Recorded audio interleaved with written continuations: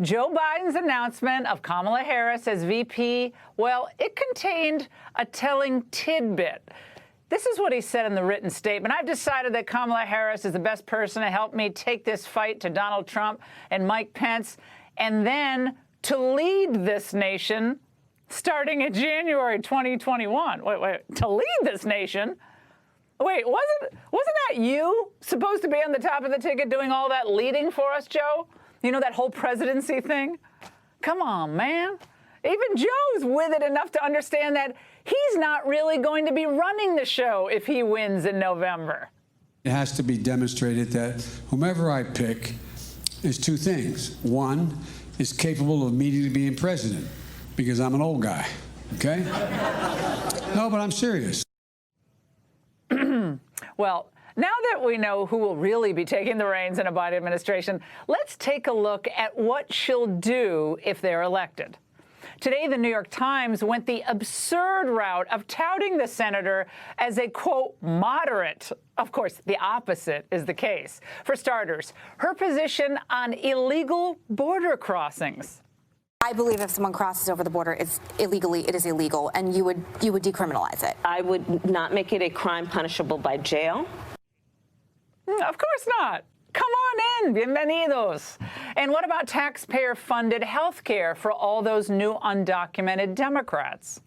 Raise your hand if your government plan would provide coverage for undocumented immigrants. Okay, let me start. Don't you love the hand-raised questions? I love those. What about abortion? I'm going to put in place and require that states that have a history of passing legislation that is designed to prevent or limit a woman's access to reproductive health care, that those laws have to come before my Department of Justice for a review.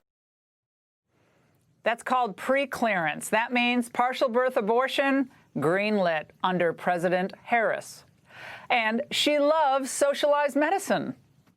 Do you think eliminating private insurance would be a socialist idea?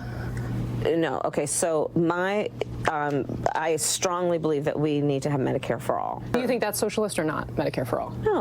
No. It's about providing health care to all people. Yeah, it's worked out well for California, everything they're trying out there. And did I mention that Kamala also wants to take your guns away?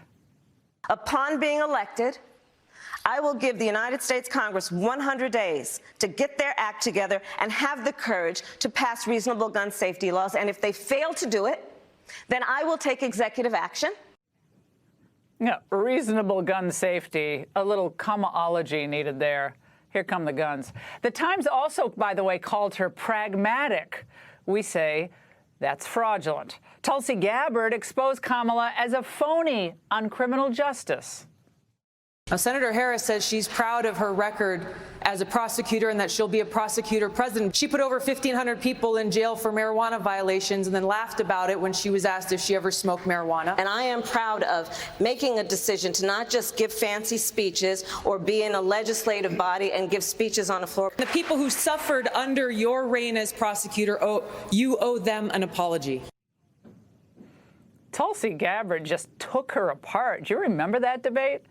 Now, furthermore, Senator Harris basically accused Joe Biden of being a racist on national TV. It was hurtful to hear you talk about the reputations of two United States senators who built their reputations and career on the segregation of race. You also worked with them to oppose busing. And, you know, there was a little girl in California who was part of the second class to integrate her public schools. And she was bused to school every day. And that little girl was me. That was the it moment. Well, after that, she very publicly suggested that Biden was guilty of sexually assaulting Tara Reade.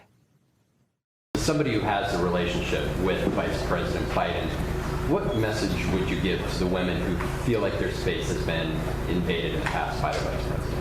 I believe them, and I respect them being able to tell their story and having the courage to do it. Do you believe that the Vice President should enter this race? Oh, he's going to have to make that decision for himself. Marinate in all of that for a moment, okay? Essentially racist, at least in promoting all these past senators like Robert Byrd, friendship, so forth. And implicitly, at the very least implicit, she was saying he was guilty of sexual assault, but now all of a sudden she's willing to work with him? A segregationist and a sex criminal? Well, it's a good question. Maybe somebody in the lamestream media will have the courage to ask about this. But given all these issues, I've no doubt that the Biden campaign looked far and wide for a better option than Harris, but I guess there wasn't. Wasn't anyone. Susan Rice had way too much baggage and no election experience. Former Obama advisor David Axelrod said tonight Biden actually clicked best with Governor Whitmer. But she's not a woman of color and runs Michigan like a tin-pot dictatorship. And the other candidates were political small fries without any type of experience or name recognition that you'd want in a VP. Of course, Biden's big mistake, of course, was narrowing his options by limiting his choice on the basis of skin color.